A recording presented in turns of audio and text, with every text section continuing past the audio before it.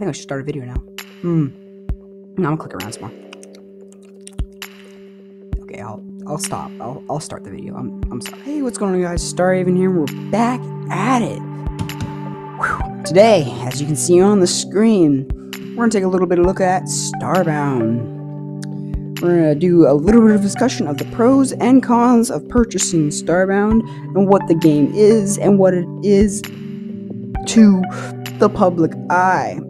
So, let's start with what it is to the public eye. It's Terraria with spaceships.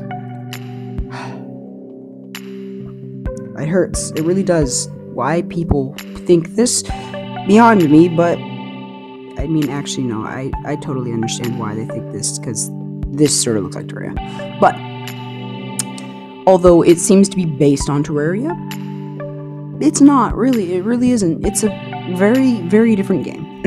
So, let's go ahead and take a look at the gameplay and the menu and the like. So, to start with, here's your Starbound menu, although it's a bit outdated.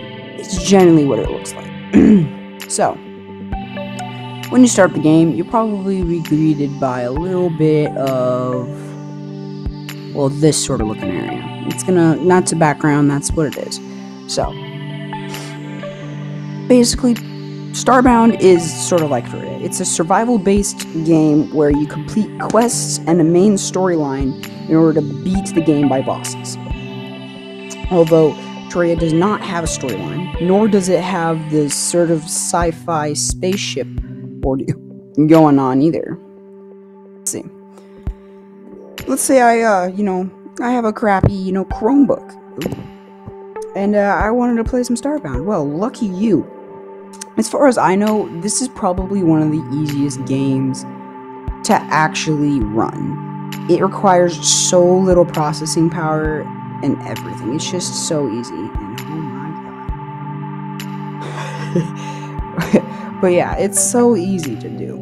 So let's say, all right, that's great and all, but I mean, yeah, it's easy to run. That's great, but like, even if it's easy to run, does that mean it's like at all a good game? Well, let's take a look at the aspects of what Starbound is. So, Starbound is based off of quests and like a MMO sort of thing. And for the most part, it sticks with it. And it splurges off when you have to do a little bit of farming or something for survival reasons. But other than that, it's really, really just, simple. It really is. It's a simple little game, and it's so much fun because of that. It has this many races. 1, 2, 3, 4, 5, 6, 7, and 8. Each of them containing basically no difference in the gameplay. However, it is very aesthetic difference. You got your humans, your apex, the water people, I forget their name. You've got these gas people, the avians, the florin, and the glitch. So, each of these, other than having a different ship, which the glitch have like a castle, the humans have like a sci-fi ship, the apex have like a really advanced scout science ship. These ones I've never actually played, so I couldn't tell you what sort of ship they have, but I know they're very peaceful, so it's probably going to be a simple one. And then we have your gas sort of people, and they're like, I think they're cowboy-like, so they're probably going to have something like that. The avians have like a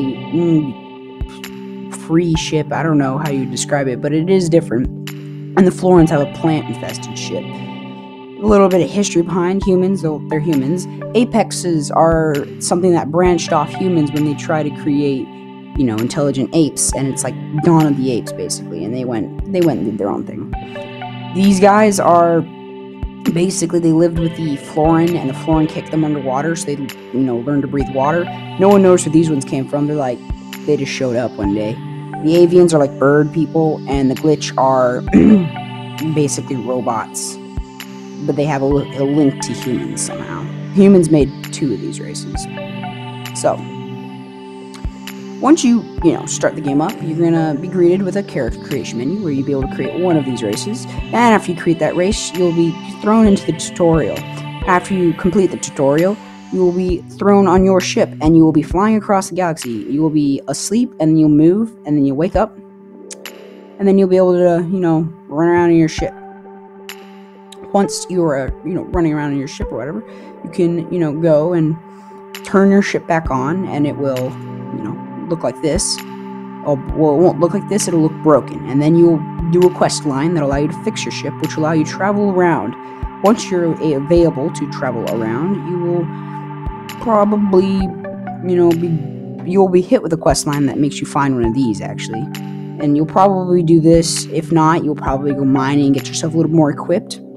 Once you do this, you will be greeted with the first boss. First legitimate boss, they say.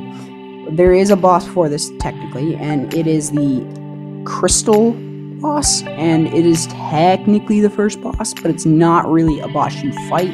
It's more a boss that you run around and avoid. So I don't really count it as a legitimate boss. I count it as the first prerequisite to fight the first boss. But yeah, here's all the ships. And so yeah, here's all your... I'll wait for it to load.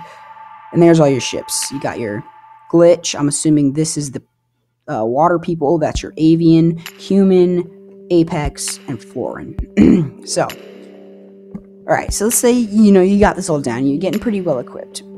I mean, yeah, this is pretty fun. It's pretty cool. And it really is. That's all I have to say about it. It's a really neat little Flash game, because not only is it actually pretty well made as a game, it's pretty well programmed. It doesn't really glitch out very often. It has a little bit of problem with planets sometime in multiplayer, because it likes to lag. Like, it doesn't lag, the FPS doesn't go down, but it loses its, I don't know what you'd say, it loses its ability to work as well as you hoped, I guess. I don't know. The mobs will jump at you, but they won't actually come at you. They'll stop in midair a little bit and then continue their path, but it doesn't really affect gameplay that bad. In single player, it's flawless though. So yeah, that's pretty much it. The objective is to kill all the bosses. You can have your crew, and you make a big spaceship and upgrade it, make it huge, and fight bosses and stuff like that. And so finally, it brings me all the way back to, yeah, it is a little bit like Terraria, but it has its own little sci-fi spin on it, which really sets it forward, in my opinion, from Terraria. It allows your character to travel between many worlds in many ways, and it has lots of little details that make you smile and go, huh, that's fun. So, that brings me back to here. Thank you guys for watching. If you enjoyed this video and you would like to see another, or have a comment and want to see a particular video, go ahead and drop me a line. Leave a like if you think it deserved it. Crazy if you do. And I'll see y'all next time. Peace, my dudes.